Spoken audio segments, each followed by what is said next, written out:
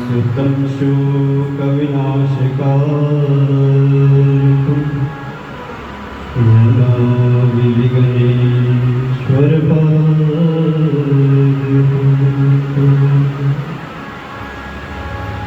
गुरुर्ब्रह्मा गुरुर्विष्णु गुरुर्देवो महेश्वरः गुरुर्साक्षात् परं ब्रह्म तस्मै श्री गुरुवे नमः।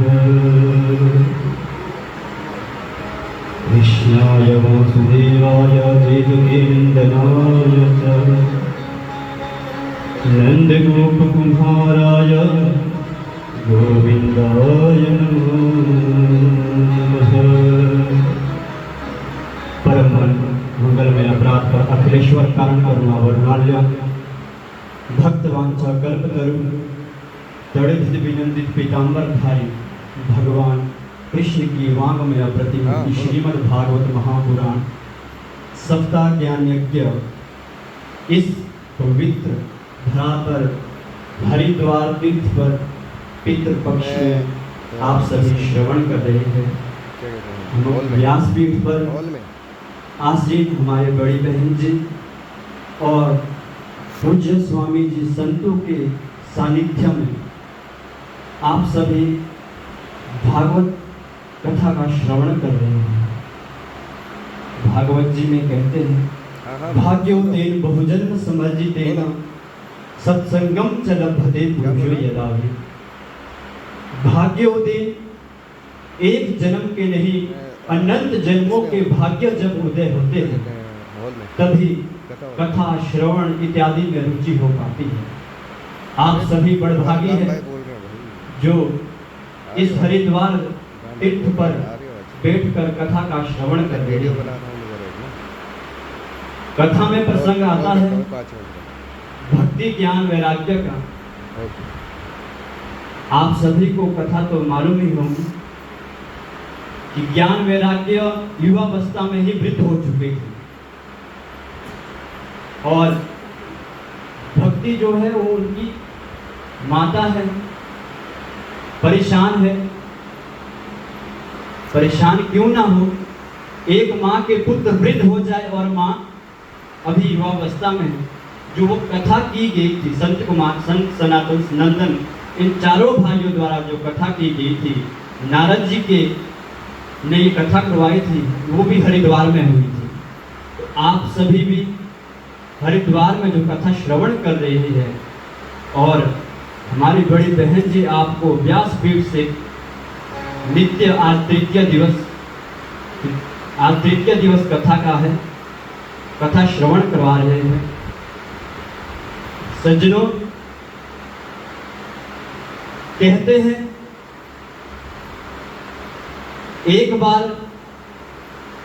नारायण जी से लक्ष्मी जी और दारिद्रता नारायण जी की साली है। तो नारायण जी से पूछा, कहीं जा रहे थे देव कार्यों में, कि नारायण जी हम दोनों में सुंदर कौन है? तो नारायण जी चक्कर में पड़ गए। क्यों? क्योंकि जहां मसला घरवाले का और साली का हो वहां तो बड़े बड़े। नारायण जी बोले, अच्छा देवी आगे की ओर बढ़ो, और फिर आगे से पीछे घूम के आए। जब वो दोनों आगे गई और फिर पीछे आए, नारायण जी बोले कि देवी दारिद्रता जब तुम जा रही थी बहुत सुंदर लग रही थी, और लक्ष्मी जी जब तुम आ रही थी बहुत सुंदर लग रही थी। इसका कहानियों का तात्पर्य क्या है कि दारिद्रता जब जाती है तो अच्छी लगती है, जब सुख चैन समृद्धि जीवन में आते हैं, लक्ष्मी वैभव जीवन में आते हैं तो अच्छे लगते हैं। तो आप सभी तो बड़भागी है जो हरिद्वार धाम में भागवत का श्रवण कर रहे हैं। नित्य गंगा जी स्नान करने को मिल रहा है, गंगा जी का महत्व, एक समय की बात है, हरिद्वार में कुंभ लगा था। कुंभ 4 जगहों पर लगता है, हरिद्वार, उज्जैन, नासिक, प्रयागराज, इन 4 तीर्थों में कुंभ लगता है। तो माता पार्वती जी ने शंकर जी से प्रश्न किया कि प्रभु, गंगा जी स्नान करने से पाप नष्ट होते हैं क्या? शंकर जी ने कहा संभव होते हैं। जितने भी हरिद्वार कुंभ में लोग आए, लाखों करोड़ों लोग हैं, क्या सबके पाप नष्ट हो जाएंगे? शंकर जी बोले सबके तो पता नहीं, पर होते हैं। तो बोले कैसे पता करें कि सबके पाप नष्ट हो रहे कि नहीं? तो शंकर जी बोले देवी हम भी कुंभ में चलते हैं हरिद्वार। और शंकर जी हिमालय से उतरे हरिद्वार धाम में हर की पैड़ी स्थान पर गंगा जी स्नान करने के बाद तो माता पार्वती ने बोला हमने स्नान तो किया, पर पाप कटते हैं कि नहीं कटते इसका पता कैसे करें? तो शंकर जी ने बोला कि देवी अब इसका भी मैं तेरे को सबूत देता हूं। तो शंकर जी ने अपनी माया द्वारा हर की पैड़ी के नजदीक में एक गड्ढा बना दिया और वृत्त का जो रूप धारण किया, माता को भी वृत्त कर दिया 100 वर्ष की आयु में, और उस गड्ढे में गिर गए। अब देवी जी ने कहा कि मेरे पति को बचाओ, मेरे पति को बचाओ, चिल्लाने लगी।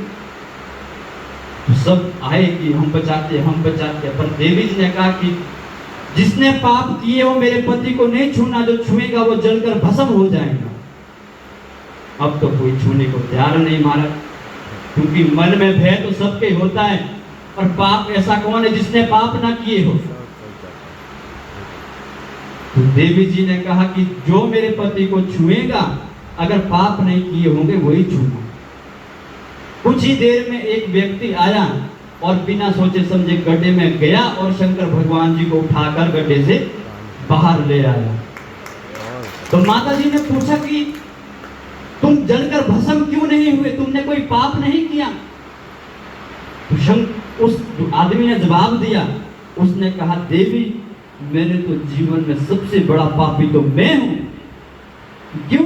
क्योंकि मैं तो जन्म से एक कसाई हूं, मैं कसाई का काम करता हूं। तो तुम जलकर भस्म क्यों नहीं हुए?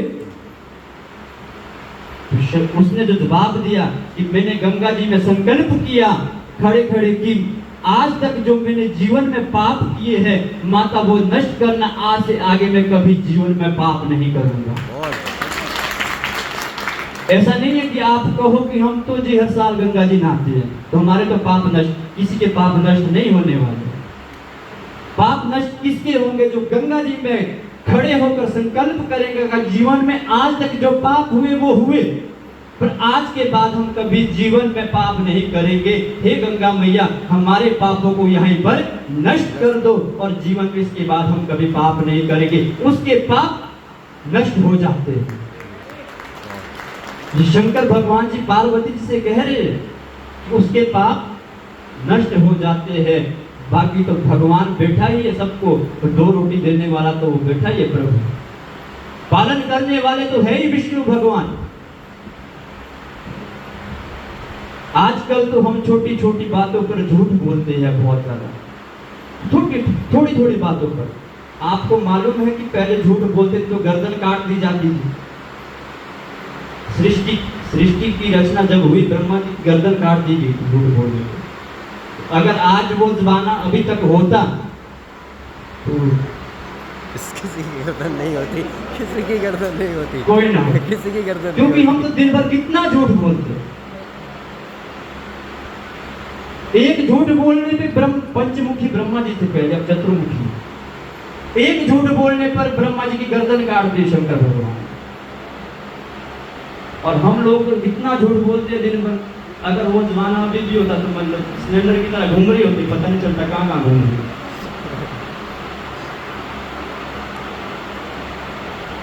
यही प्रश्न मैं ज्यादा समय नहीं दूंगा क्योंकि कथा का भी आगे जो कथा सुनानी है 7 दिन की, कल कृष्ण जन्म भी, खुशखबरी भी आप लोग की।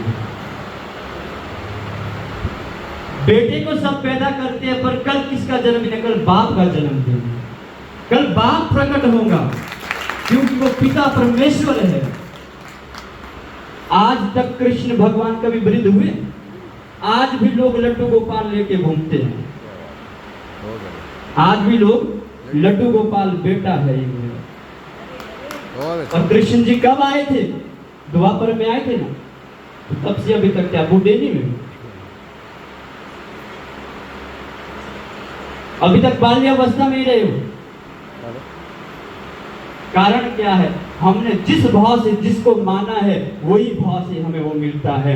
द्रौपदी का चीर हरण दुशासन कर रहा था भरी सभा में, और द्रौपदी ने किसको पुकारा?